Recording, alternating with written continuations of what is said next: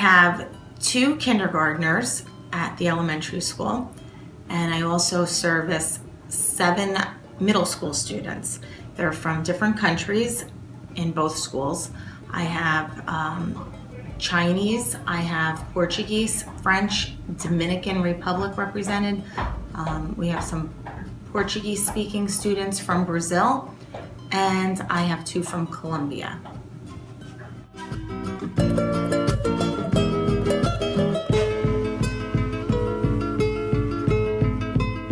Most of the students are in the program from 1 to 3 years.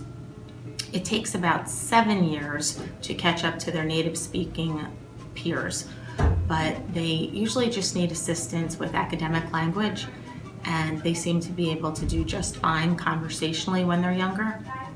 So they're usually out between 1 and 3 years.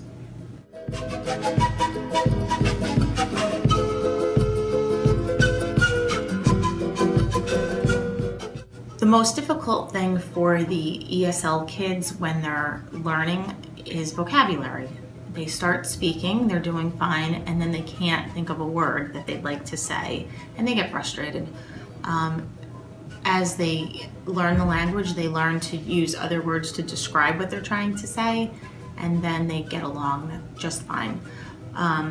When they're older, some of the things that are more difficult are like phrasal language. I can give you the example of the word up and how many different ways we use that. We can say up as where we're going, and then we have keep up, stand up, maybe stand up for a cause. There's so many different ways to use the word up, and that's just one small example of how these poor ESL kids can get confused.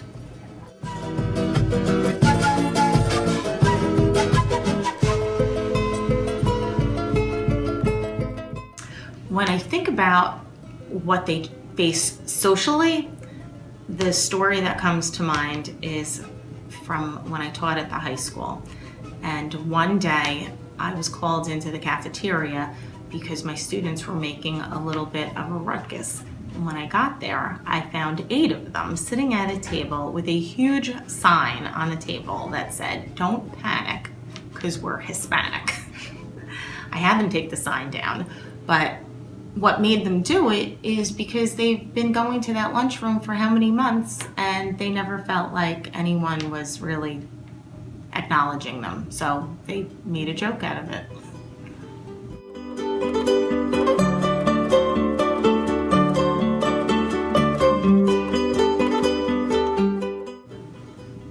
So when I think about some of the transitions the students have had to make and which ones seem to be more difficult than others, I have a student this year who's coming from the Dominican Republic.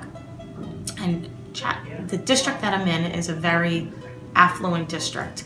We get a lot of international kids, and somehow she came here, but she doesn't really have education in her own language, which makes it really difficult. She's not literate, so now I need to teach her to read in her native language, which is Spanish.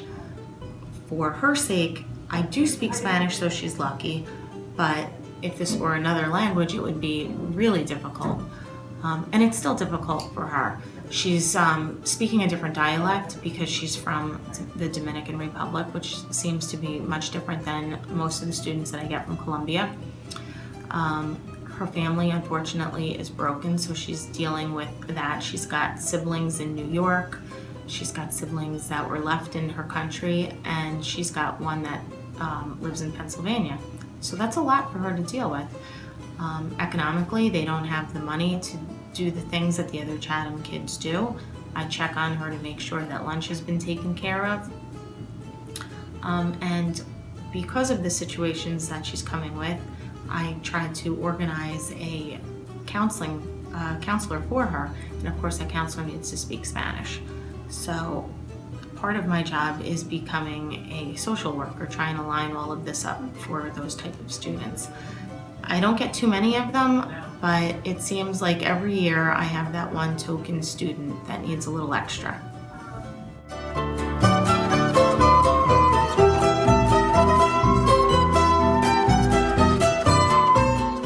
Okay, When I think about the most challenging part of teaching ESL, it's actually the district that I'm in because we're not very diverse here. It's a very professional district. We do great things here, but our struggle is definitely the ESL program because we just don't have enough kids. There's probably 25 kids in the district, and teachers can go 20 years and never ever had an ESL student before.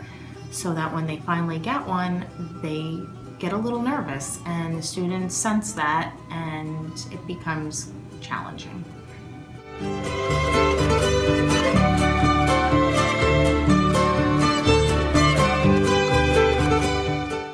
If I had to say my very favorite part of the job, it would be when I get my students from hotter climate countries and they see snow for the first time.